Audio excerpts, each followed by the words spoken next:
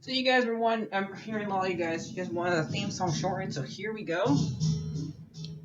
This girl reviews movies, games, and books. Sometimes she plays them. So does that, and when she does it with the cat, does that make her crazy? Does that make her crazy? Probably.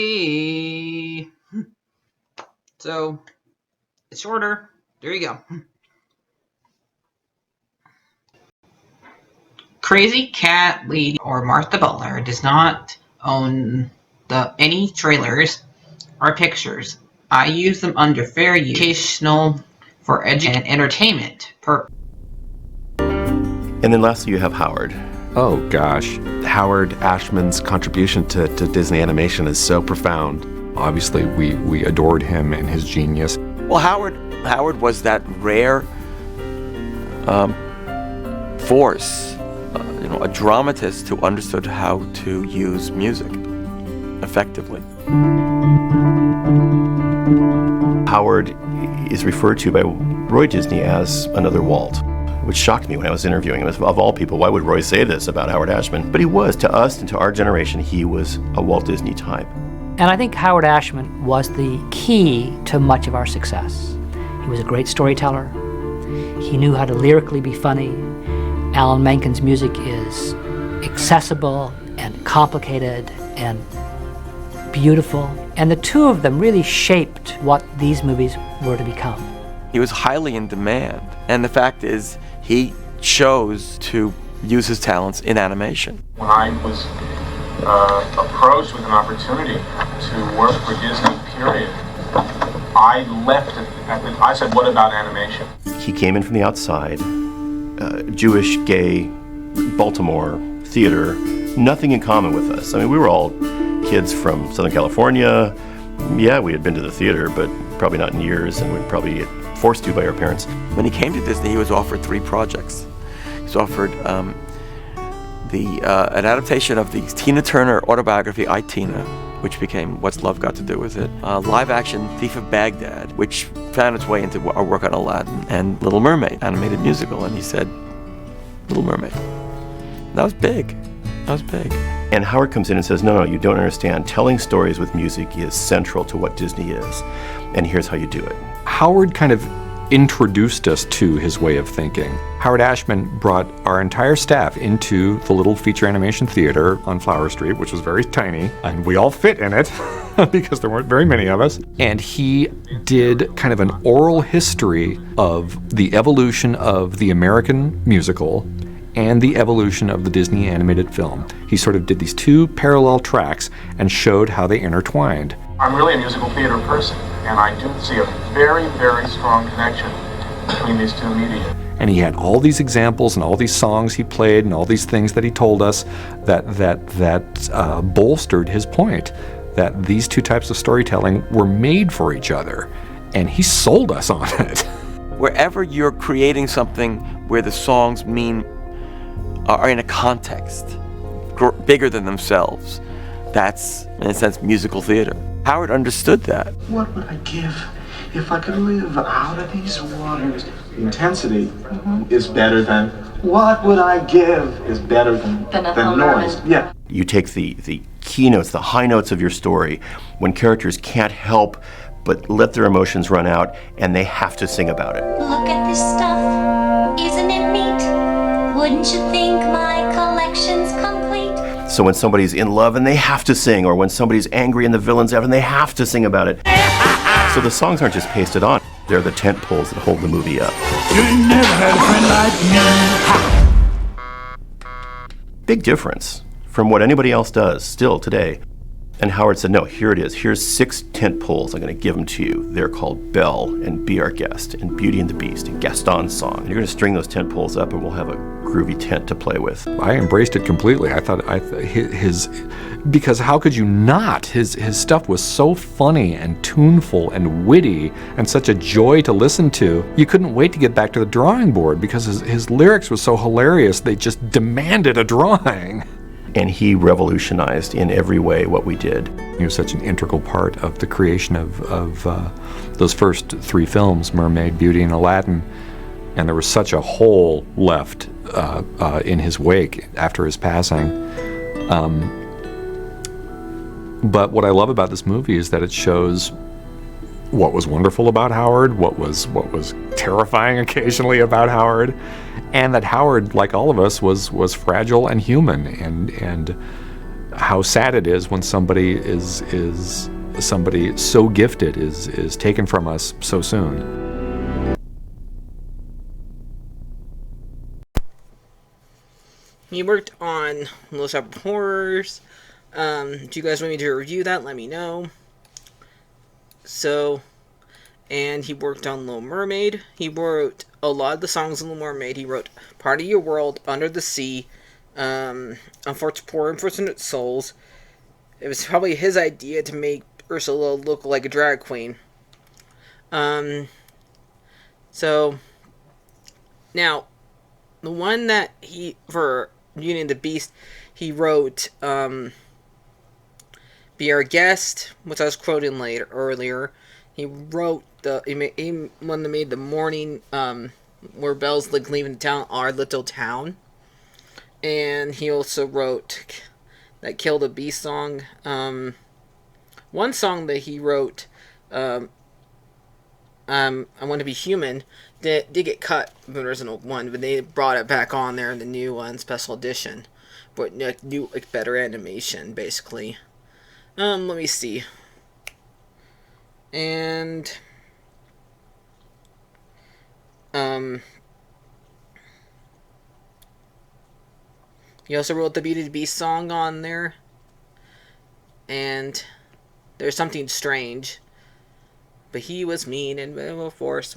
We're fine. He wrote that one.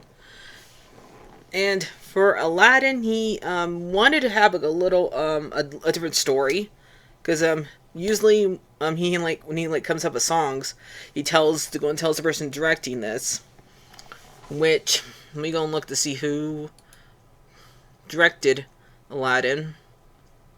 He told John Musker and Roy Clement that he would want to have Aladdin's mom in it, and they got her cut. So Aladdin's mom was originally supposed to be in Aladdin, but they cut her because there's supposed to be the lead song in Aladdin about Proud Boy, about his mom singing about how proud he is about his mom, and so that song got cut and stuff like that. And Jeffrey Katzenberg wanted to get removed Part of Your World from Little Mermaid, but Howard said no. The entire time he was writing all these songs for these 3 movies, poor Howard finds out that he has AIDS, and he has to basically write songs for 3 different movies during this time period, and he only got to see one. He only got to see Little Mermaid. He died in the middle making of both. He died in 1991. Maybe he saw Beauty and the Beast. I don't know. But I know he saw Little Mermaid. He was well enough to see Little Mermaid, but Beauty and the Beast, he probably wasn't able to well enough to see it. Because Beauty and the Beast, let's see what year. I'm pretty sure Beauty and the Beast came out in, let me see what year, what day. Okay, that one came out in September. Howard died in March. Now, if he saw it before it got released. He probably didn't get to see that one. And he didn't even get to see Aladdin because it wasn't even finished. But he wrote a lot of songs, and he wrote You Got a Friend in Me. He wrote Jafar's song, which is a preview of Prince Ali. He wrote Prince Ali. And he wrote Part of Your World. So, yeah, all the songs in there. he was a great guy, and I loved I love his music. And so I adore those three movies so much. And you go watch Little Shop of Horrors. But mostly he went to let's go back to where he went to college and stuff like that. That I talked about. Where happened to him? So he went to he majored in University of Indiana and Boston University. He did a bunch of plays when he was little. Like he did,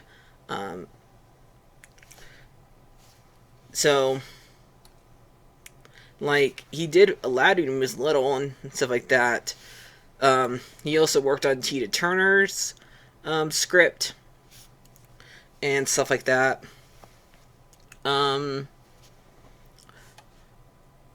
So after he graduated from Indiana, he went to edit Gord's Dumpson scripts,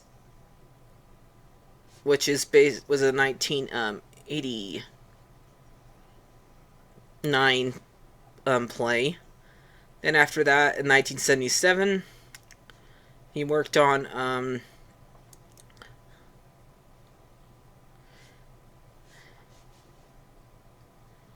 he went to go do plays in 1977. And also 1979, he did Kurt's God Bless Mr. Royals, an adaptation of that same novel. Then he went to work with Little Shop of Horrors, 1986. And after he did a great job doing that, he also worked on Smile. And that's probably what got Howard Ashman's attention. And Michael Eisenberg and Frank Wells. And also got Roy Disney's attention. And so he went to go work on them, and then he went to go and wrote the songs for Little Mermaid, and he got the idea to go get Jodie Benson, one of the people who reformed in Smile, and she went to go be Ariel, and he would coach her for stuff like that. And so it looks like Howard Ashman also wrote some lyrics for Oliver and Company. So did he write that song?